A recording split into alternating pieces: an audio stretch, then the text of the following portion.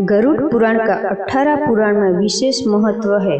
इस पुराण में भगवान श्री हरि विष्णु ने पक्षीराज गरुड़ जिनको विभिन्न प्रकार योनि में जन्म लेने के पापों के बारे में बताया है। दोनों के बीच हुए रोचक संवाद को आप अवश्य देखिए। ऐसी हमारे धर्म ग्रंथों की बातें जानने के लिए हमारी चैनल को सब्सक्राइब करें ताकि ऐसी वीडियो ज़्यादा से ज़्यादा आप तक पहुंचा सके। इसी के साथ हम आपको बताते हैं कि किस पाप के बारे में किस योनि में आपका जन्म होगा। गरुड़ पुराण में श्री हरि पक्षीराज गरुड़ को बताया है कि कैसे पापों के बाद व्यक्ति को किस योनि में जन्म लेना पड़ता है। सनातन धर्म में ब्राह्मण को भगवान के समान बताया गया है।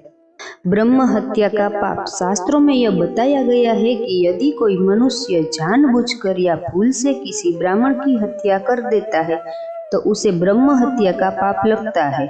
यह महापाप माना जाता है।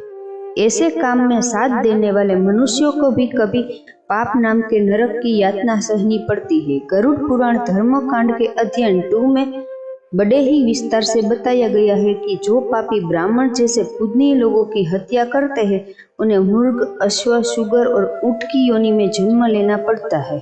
चोरी करने वाला मनुष्य या ऐसे काम में साथ देने वाला ताबी स्थल नामक दुख भोगना पड़ता है। वही उसे कीड़े मकोड़े की योनि में जगह मिलती है। वही घर का सामान चुराने वाला गिद्ध की योनि में और दूसरे का पैसा लूटने वाला अपस्मार रोग से ग्रस्त हो जाता है। वही जो इंसान अपनी धर्म पत्नी को छोड़ देता है वह अगले जन्म में गंडमाल नाम के महारोग से पीड़ित रहता है। और जो स्त्री के बल पर दुनिया में जी रहा होता है वह दूसरे जन्म में लंगड़ा पैदा होता है।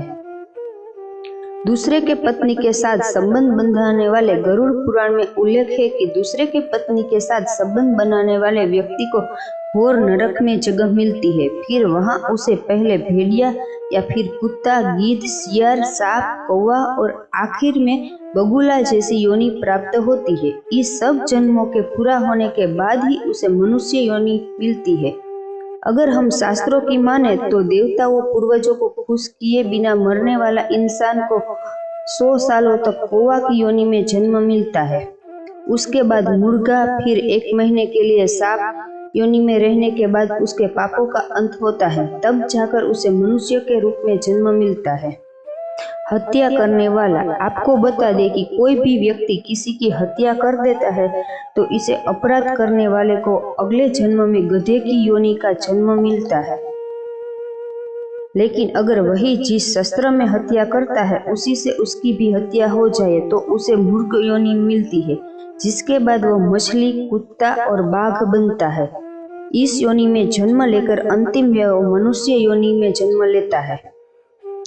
आदर नहीं करने वाला कहते हैं कि जो व्यक्ति अपने से बड़ों का अपमान करता है उन्हें कोच नामक पक्षी के रूप में जन्म लेना पड़ता है। इतना ही नहीं, 10 सालों तक उसे इसी योनि में रहना होता है, फिर जाकर उसे मनुष्य योनि प्राप्त होती है। गरुड़ पुराण में बताया गया है कि माता पिता या संतान को दुखी करने वाला लोगों की अगले जन्म में धरती पर जन्म लेने से पहले ही उनकी गर्भ में मृत्यु हो जाती है। शारीरिक शोषण करने वाला वही जो लोग महिलाओं का शारीरिक शोषण करते हैं या करवाते हैं उन्हें अगले जन्म में भयंकर बीमारियों से पीड़ित होना पड़ता है। धार्मिक मान्यता के अनुसार किसी स्त्री की हत्या या उसे गर्भपात कराने वाला व्यक्ति को नरक में दर्दनाक पीड़ा झेलना पड़ता है, जिसके बाद उसे चांडाल योनि में जन्म मिलता है। इसके साथ ही शादी में अडंगा पैदा करने वाले पापी मच्छर की योनि में जन्म लेते हैं। अगर उसे फिर से मनुष्य की योनि प्राप्त होती भी है तो उसका होठ कटा हुआ होता है। तो मित्रों, आपने जाना कि श्री कृष्ण के अनुसार किस पाप के बाद की योनि में आपका अगला जन्म होगा। अगर आपको यह जानकारी अच्छी लगी हो तो हमें नीचे कमेंट करके जरूर बताइए।